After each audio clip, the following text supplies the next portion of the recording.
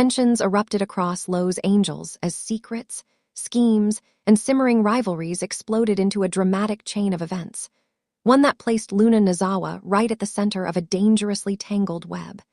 And this time, it wasn't just family drama or romantic games.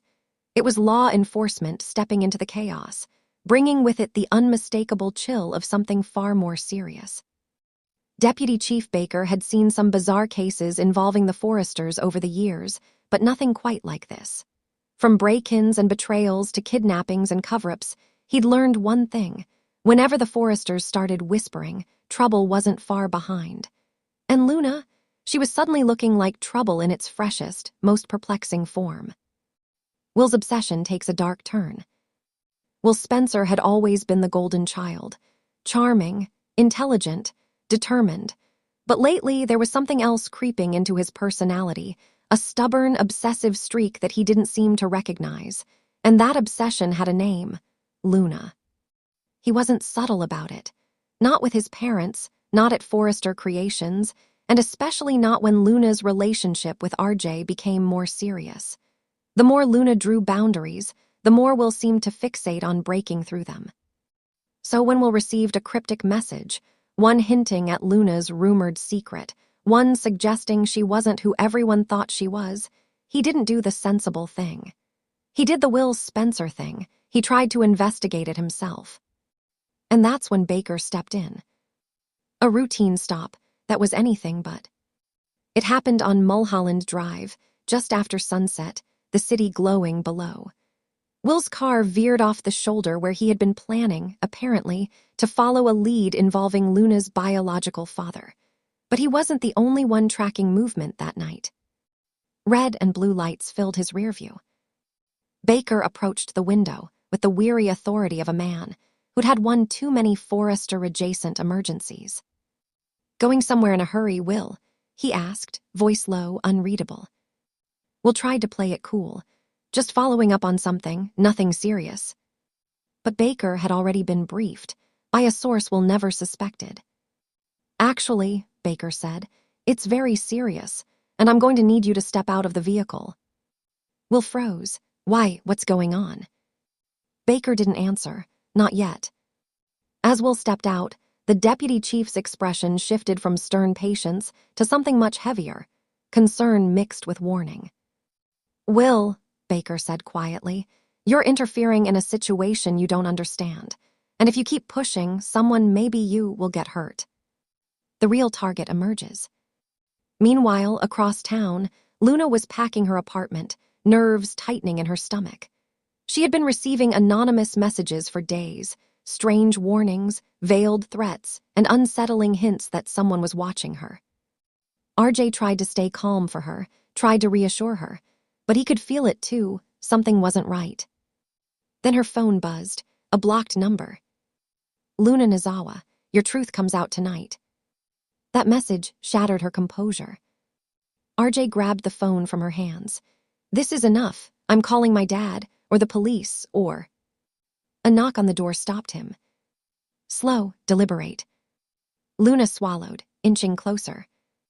RJ reached for her arm. "Don't, it could be." But as she opened the door, the last person she expected stood there. Deputy Chief Baker. Orders delivered. Luna blinked in confusion. "Chief Baker, what's going on? Did something happen?" Baker walked inside, closing the door behind him. His expression carried the weight of something he'd been holding back. "I just stopped Will Spencer," he said. "He was on his way to meet someone who claims to have information about you." Luna's stomach dropped. "About me? Why, who?" "That's what I'm here to warn you about." RJ tensed. "Warn her who is targeting Luna." Baker pulled a sealed envelope from his jacket and set it on the table. "These came across my desk. Photos, messages, surveillance shots taken over the last several weeks. Someone wants Luna to feel watched. Someone wants her scared." Luna stared at the envelope like it might burn her. "Why me? I haven't done anything." "There's more," Baker said.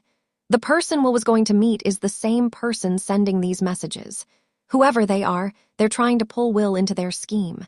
They know he's susceptible. They know he's protective of you. RJ clenched his jaw.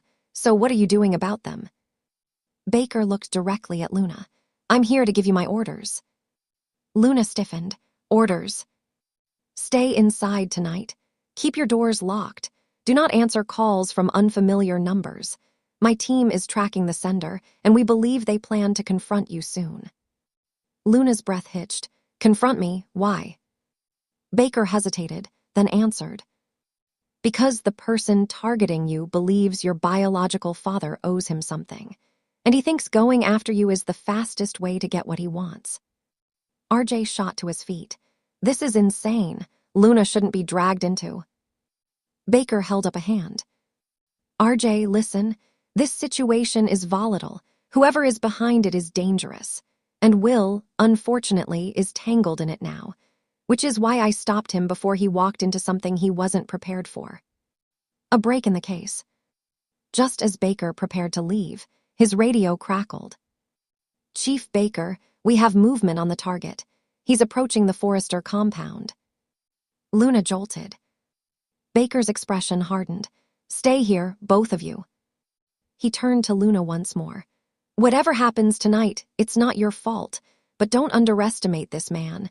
He knows exactly what he's doing. Then he left, the apartment door shutting behind him like a final warning. A storm closing in. RJ pulled Luna close, but she couldn't stop trembling. Whoever the man was, whatever he wanted, he was close. Too close. The rain began outside, tapping the windows with a rhythmic, unsettling beat. Luna stared at the envelope, at the tiny, invisible threads of a mystery tying her to someone she didn't even know. Someone who had just made a move. And somewhere across Los Angeles, under the darkening sky, a man stepped onto Forrester property, silent, calculated, and ready to deliver a message that could destroy everything Luna held dear.